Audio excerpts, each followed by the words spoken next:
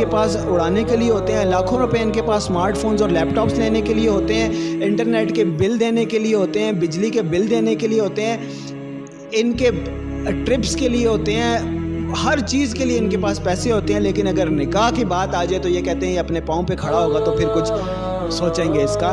تو یہ سب دجالی باتیں ہیں، دجل کی بات ہے، گناہ کی بات ہے. تمام نوجوانوں کو اس چیز کا پتہ ہونا چاہیے.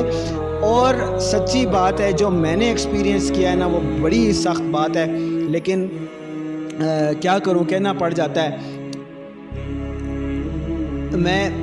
کہنا پڑ جاتا ہے کہ خاص کر مائیں، باپ بھی یہ چیزیں کرتے ہیں، لیکن خاص کر مائیں جو ہے نا، وہ ایک تو اپنی محبت کا وہ جھانسا دینے کی کوشش کرتی ہیں کہ جی مجھے بڑا پیار ہے تم سے. وہ ہے آپ کو پیار، لیکن اس کا یہ مطلب نہیں ہے کہ وہ اب کسی لڑکی سے پیار نہیں کر سکتا آپ کا بیٹا.